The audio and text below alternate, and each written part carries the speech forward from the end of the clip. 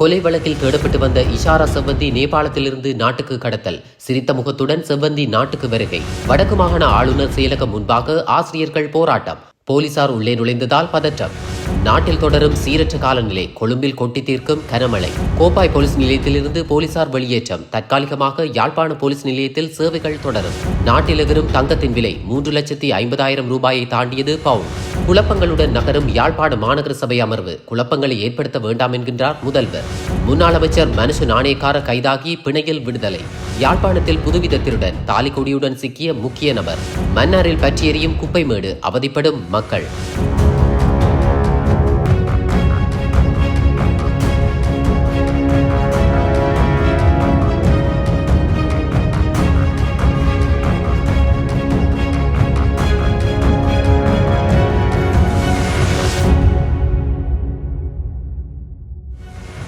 நேபாளத்தில் பாதாள உலக சந்தேக நபரான இஷாரா செவ்வந்தி எவ்வாறு கைதானார் என்பது தொடர்பான தகவலை அதிகாரிகள் வெளியிட்டுள்ளனர். செவ்வந்தி இலங்கையிலிருந்து படகு மூலம் இந்தியாவிற்கு கே பாய் என்ற ஒரு கூட்டாளியின் உதவியுடன் சென்றுள்ளார். இந்தியாவிலிருந்து அவர் நேபாளத்திற்கு ரயிலில் பயணம் செய்துள்ளதாக தெரிவிக்கப்பட்டுள்ளது. கெகல்பத்ர பத்வே பாதாள உலக கும்பலின் கூட்டாளி ஒருவரிடம் நடத்தப்பட்ட விசாரணையின் பின்னரே செவ்வந்தியின் இருப்பிடத்தை வெளிப்படுத்தினார். விசாரணைகளில் செவ்வந்தி தன்னை போன்ற யாழ்ப்பாண பெண்ணின் பெயரில் தயாரிக்கப்பட்ட போலி பாஸ்போர்ட்டை பயன்படுத்தி ஐரோப்பாவிற்கு தப்பிச் செல்ல திட்டமிட்டிருந்ததாக போலீஸ் விசாரணைகளில் தெரிய வந்துள்ளது.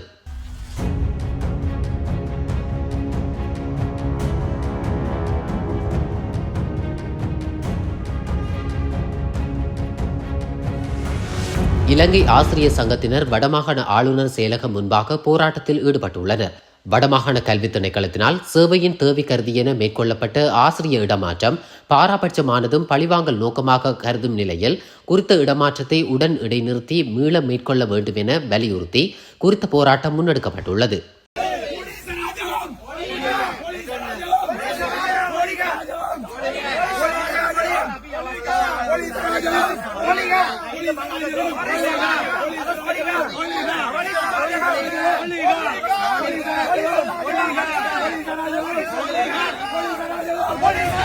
வீடுகளில் இயங்கி வந்த கோப்பாய் போலீஸ் நிலையம் தற்காலிகமாக அந்த இடத்திலிருந்து அகற்றப்பட்டுள்ளது. யாழ்ப்பாண மாவட்ட நீதிமன்றத்தின் உத்தரவுக்கு அமைய இந்த நடவடிக்கை மேற்கொள்ளப்பட்டுள்ளது. கோப்பாய் போலீஸ் நிலையம் 8 சிவில் மக்களுக்கு சொந்தமான 8 வீடுகளில் இயங்கி வந்த நிலையில் அந்த வீடுகளில் 7 வீடுகளை மீண்டும் அந்த நபர்களுக்கு வழங்குமாறு நீதிமன்றம் உத்தரவிட்டுள்ளது. இதற்கமைய கோப்பாய் போலீஸ் நிலையம் இயங்கி வந்த இடத்திலிருந்து தற்போது போலீசார் வெளியேறியுள்ளனர்.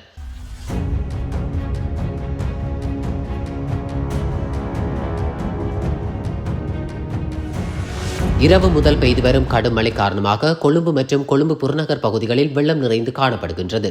கொழும்பு நகர் முழுவதும் ஆங்காங்கே வெள்ளம் ஏற்பட்டு போக்குவரத்து நெரிசல்கள் ஏற்பட்டுள்ளதாக தெரிவிக்கப்பட்டுள்ளது. தொடர்ந்தும் மழை பெய்யுமாக இருந்தால் கொழும்பின் முக்கிய பகுதிகள் வெள்ளத்தில் மூழ்கும் அபாயம் உள்ளதாக தெரிவிக்கப்பட்டுள்ளது.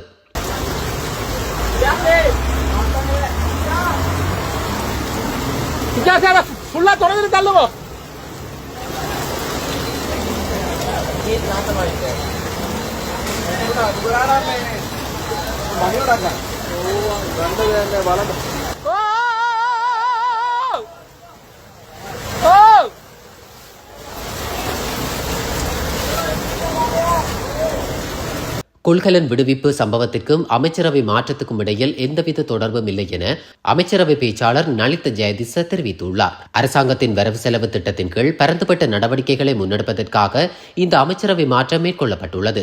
அமைச்சரவை முடிவுகளை அறிவிக்கும் வாராந்த செய்தியாளர் சந்திப்பு அரசாங்க தகவல் திணைக்களத்தில் இடம்பெற்றது. இதன்போதே அமைச்சர் இவ்வாறு தெரிவித்துள்ளார். විෂමද්‍රව්‍ය ජාවාරම හා බැඳුණු ජාලය බිඳදැමීම, පුනරුත්ථාපන අවස්ථා බලගැන්වීම, භාවිතය නිවත්වීමට කැමති අය සඳහා අවස්ථාව ලබා දීමට අපේක්ෂා කරනවා. யாழ்ப்பாண மாநகர சபையில் புது குழப்பங்களை ஏற்படுத்தாமல் சபை நடவடிக்கைகளை தொடர்ச்சியாக மேற்கொள்வதற்கு ஆதரவு தருமாறு மாநகர முதல்வர் கோரிக்கை விடுத்துள்ளார்.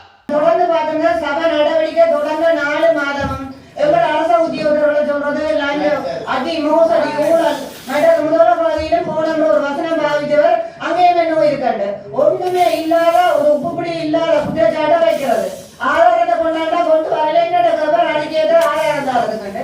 இப்ப தொடர்ந்து ஒரு முதல்வருக்கும் குறுக்குட்டு இது கொண்டா இருக்க மாட்டேன். நான் ஒரு சில உறுப்பினர்களை கவனத்தில் எடுத்துக்கிறேன்.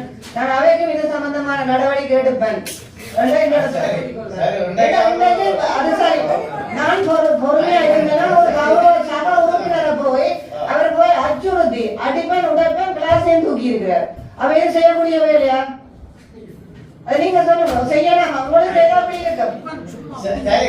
பெருந்தன்மையாக மன்னிச்சு விடுங்க. இல்ல நாங்க உங்களுக்கு செய்யறாங்க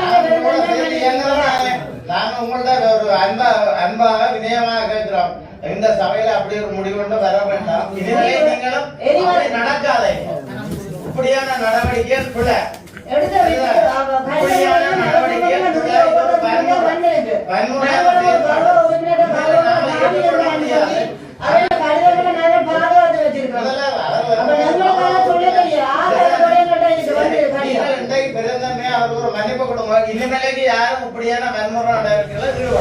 இஸ்ரேலில் வேலைக்கு ஊழியர்களை அனுப்புவதில் முறைகேடு நடந்ததாக எழுந்த குற்றச்சாட்டு தொடர்பாக கைது செய்யப்பட்டு நீதிமன்றத்தில் முற்படுத்தப்பட்ட முன்னாள் அமைச்சர் மனுஷ நாணயக்காரவுக்கு பிணையில் செல்ல அனுமதி வழங்கப்பட்டுள்ளது.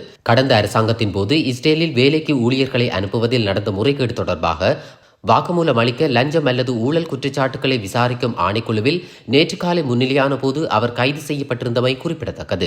අපි දන්නේ ඉතින් රනිල් වික්‍රමසිංහ ජනාධිපතිතුමා රට බේරගත්තු එකට රටේ ජනතාවගේ ජීවිත බේරගත්තු එකට එතුමගෙන් පලිගත්තා. ඊට පස්සේ මගෙන් පලිගන්න පටන් අරගෙන තියෙනවා. මං හිතන්නේ මේ වගේ දේවල් රජයේ යම් යම් අවශ්‍යතාවයන් ඉෂ්ට කරන්න තියෙනවා. සමහර වෙලාවට රජයට වගේම සමහර වෙලාවට ප්‍රසිද්ධයේ අප්‍රසිද්ධියේ ඉන්න ප්‍රබල කාන්තාවන්ට අවශ්‍ය වෙලා තියෙනවා. සමහර වෙලාවට இலங்கையில் தங்கத்தின் விலை நேற்றுடன் ஒப்பிடும்போது இன்றைய தினம் 5000 ரூபாவால் உயர்ந்துள்ளதாக சந்தை தரவுகள் தெரிவிக்கின்றன. அதன்படி இன்று காலை கொழும்பு செட்டியார் தெரு தங்க சந்தையில் 22 கேரட் 1 பவுண்ட் தங்கத்தின் விலை 3,42,300 ரூபாயாக உயர்வடைந்துள்ளது. நேற்று 3,65,000 ரூபாயாக காணப்பட்ட 24 கேரட் 1 பவுண்ட் தங்கத்தின் விலை இன்று 3,70,000 ரூபாயாக உயர்வடைந்துள்ளது. நுவரெலியா நோர்வுட் பகுதியில் நேற்று மாலை மின்னல் தாக்கியதில் ஒருவர் வைத்தியசாலையில் அனுமதிக்கப்பட்டுள்ளார். நோர்வுட் பகுதியில் நிறுத்தப்பட்டிருந்த வேன் மற்றும் அருகில் உள்ள வீடு மீது மின்னல் தாக்கியதில் பலத்த சேதம் ஏற்பட்டுள்ளது. அத்துடன் மின்னல் தாக்கியதில் ஏற்பட்ட அதிர்ச்சியில் வீட்டிலிருந்து ஒருவர் தரையில் மயங்கி விழுந்து காயமடைந்து டிக்கோயா வைத்தியசாலையில் அனுமதிக்கப்பட்டுள்ளார். மன்னார் தலைமன்னார் பிரதான வீதி மன்னார் பொது மயானத்திற்கு பின்பகுதியில் மன்னார் நகரசபையினால் கொட்டப்பட்டு குவிக்கப்பட்ட கழிவுப் பொருட்களில் ஏற்பட்ட தீப்பரவல் நேற்று 3வது நாளாகவும் தொடர்வதால் அப்பகுதி மக்கள் பல்வேறு அசௌகரியங்களுக்கு முகம் கொடுத்து வருகின்றனர். இந்த நிலையில் நேற்று மாலை இடம்பெற்ற கூட்டத்திற்கு வருகை தந்த பிரதி அமைச்சர் உபாலி சமரசிங்க தலைமையிலான குழு 6 மணியளவில் குறித்த பகுதிக்கு விஜயம் செய்து பார்வையிட்டனர். யாழ்ப்பாணம் சுன்னாக பகுதியில் 7 பவுண்ட் தாலிக்கொடி மற்றும் 3 லட்சம் ரூபாய் பணம் என்பவற்றை திருடிய இளைஞர் ஒருவர் நேற்று சுன்னாகம் போலீசாரால் கைது செய்யப்பட்டுள்ளார். வீட்டு உரிமையாளரால் கொடுக்கப்பட்ட முறைப்பாட்டிற்கு அமைவாக சுன்னாகம் போலீசார் வட்டுக்கோட்டை பகுதியைச் சேர்ந்த 25 வயதுடைய இளைஞர் ஒருவரை நேற்று கைது செய்துள்ளனர். குறித்த நபர் வாடகைக்கு ஒரு வீட்டினை எடுத்து தங்கி நின்று தான் திருடவுள்ள வீட்டை முழுமையாக நோட்டமிட்ட பின்னர் அந்த வீட்டை விட்டு வெளியேறி சில நாட்களின் பின்னர் திருட்டில் ஈடுபட்டு வந்த விடயம் அம்பலமாகியுள்ளது. கிளிநொச்சியில் 55 கிலோகிராம் கஞ்சாவை வைத்திருந்த இருவர் கைது செய்யப்பட்டுள்ளனர். குறித்த கைது நடவடிக்கை ராணுவ புலனாய்வு தகவலின் அடிப்படையில் இடம்பெற்றுள்ளது. போதைப் பொருளை பூநகரி கௌதாரி முனை சந்திப்பிலிருந்து யாழ்ப்பாணம் நோக்கி கொண்டு சென்ற போதே குறித்த சந்தேக நபர்கள் இருவரும் கைது செய்யப்பட்டுள்ளனர். பிரதமர் கலாநிதி ஹரணி அமரசூரிய இந்தியாவிற்கு உத்தியோகபூர்வ விஜயம் மேற்கொள்ளவுள்ளதாக வெளிநாட்டு அலுவல்கள் வெளிநாட்டு வேலைவாய்ப்பு மற்றும் சுற்றுலாத்துறை அமைச்சு தெரிவித்துள்ளது. பிரதமர் எதிர்வரும் 18ஆம் தேதி வரை இந்தியாவிற்கு உத்தியோகபூர்வ விஜயம் மேற்கொள்ளவுள்ளார். தனது விஜயத்தின் போது இந்திய பிரதமர் நரேந்திர மோடியுடனும் உயர்மட்ட பிரதிநிதிகளுடனும் சில கலந்துரையாடல்களில் ஈடுபட உள்ளார் என தெரிவிக்கப்பட்டுள்ளது.